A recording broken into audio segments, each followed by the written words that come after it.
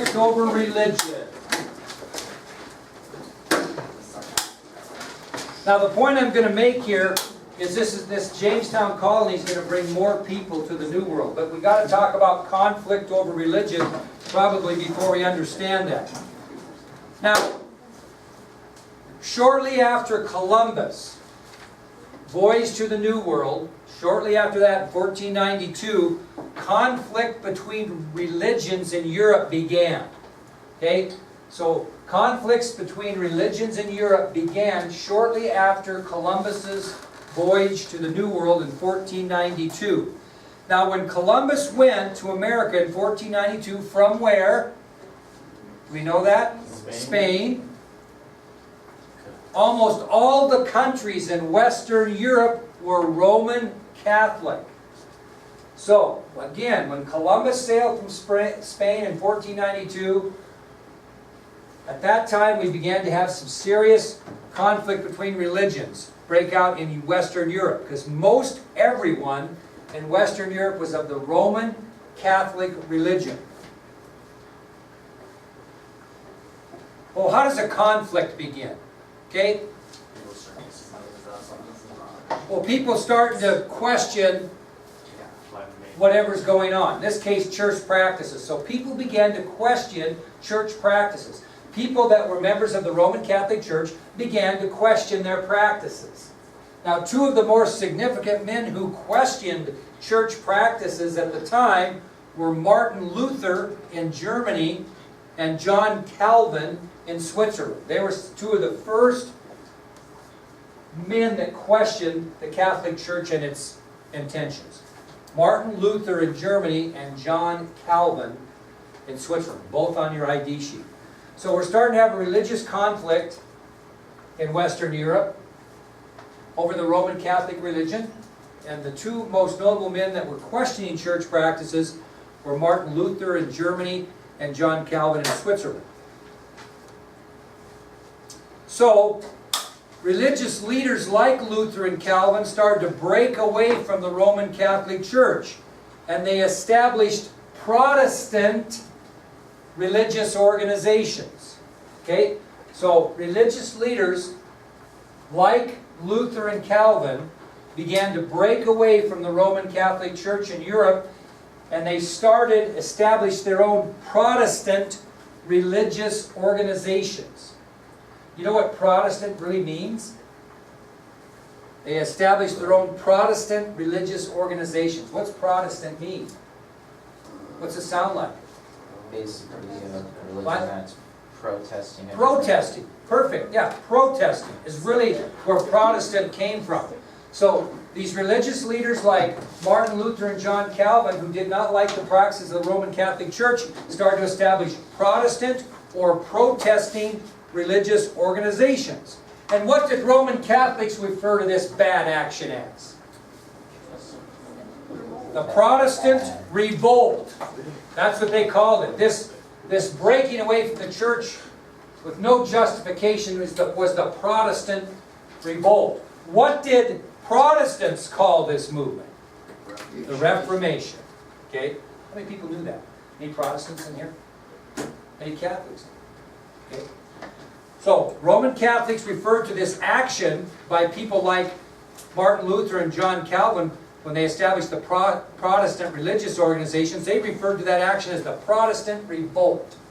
But the Protestants called it the Reformation. Okay? Now, I'm going to tell you right now, this conflict of religion was not a battle of words. This wasn't saying, back and forth. Armies marched. Wars were fought over this. This was a serious disagreement. So this religious conflict in Europe was just not a battle of words, name-calling. You had armies marching. You had wars fought. You had thousands of people who died in battle over this religious conflict. And you had many, many thousands of people burned at the stake in the name of religion. So this was a battle. This wasn't just a battle of words or philosophies. This religious conflict in Western Europe, armies marched. Wars were fought. Thousands of people died in battle, and thousands of people died. They were burnt at the stake in the name of religion. Now, the country we're talking about that may be most important, the entire country broke away from the Roman Catholic Church in 1534. Which country? England. So in 1534, the entire country of England broke away from the Catholic Church. And who was the King of England at that time? King Henry VIII. Does it say James on there? No, it's Henry. Okay. King Henry VIII. And who established the Church of England? King Henry VIII. So in 1534, England broke away totally from the Catholic Church. And the Church of England was formed by King Henry VIII. What do some people call the Church of England? Anglican Church. You ever heard that? Anglican? So, England broke with the Roman Catholic Church in 1534. At that time, King Henry VIII, King of England, established the Church of England, which is also known, or sometimes called, the Anglican Church. So who became the king of the church in England? The king, King Henry VIII. So the king became the head of the church. Now, let me ask you something. If you lived in England, and you were once Roman Catholic, and you wanted to stay Roman Catholic because that's what everybody was for the most part in Western Europe, and King James formed the Church of England, or excuse me, King Henry VIII formed the Church of England, could you go ahead and continue to practice your Catholic religion in that country? No. It became law in England that all English citizens, regardless of your religious beliefs, had to belong to the Church of England and had to support it. So even though you might have loved your Catholic, Roman Catholic heritage, if you were going to live in England after King Henry VIII took over and reformed it into the Church of England, you didn't have any choice. You would join the Church of England and you would support it. How they mean support it? Both financially and with your time. Okay? Well, that led to our next subtopic then, which was the search for religious and political freedom. People started searching for political freedom and religious freedom as a result of the Church of England's establishment by King Henry VIII. Search for religious and political freedom.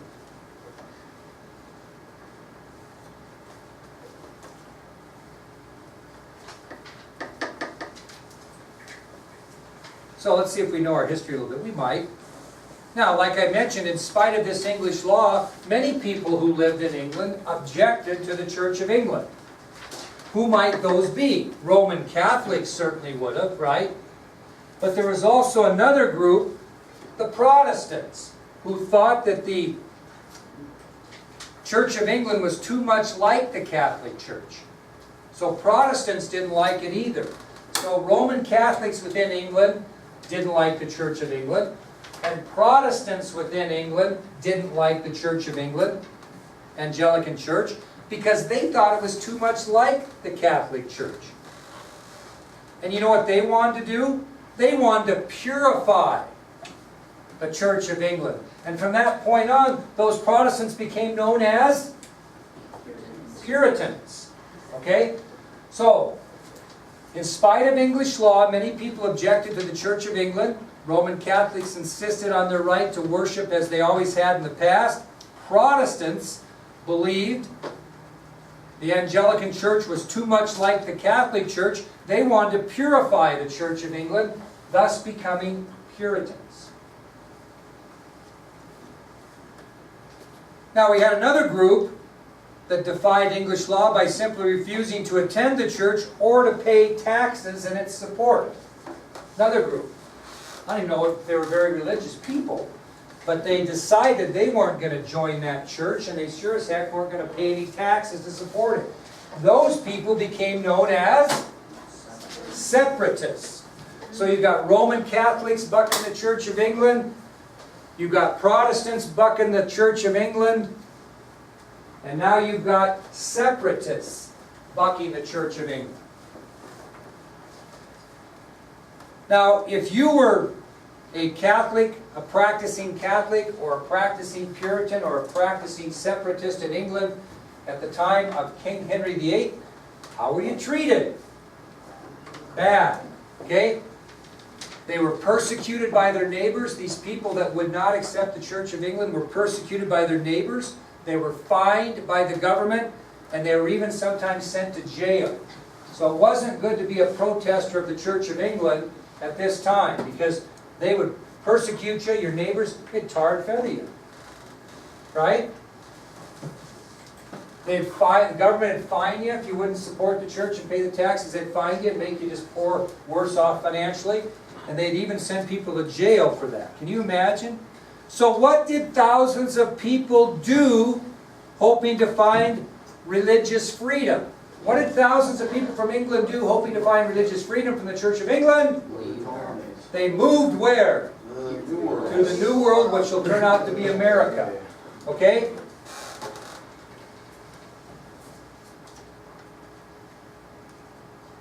Now, who followed King Henry VIII?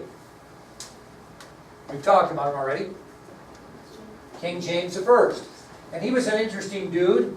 He ruled England from 1603 to 1625.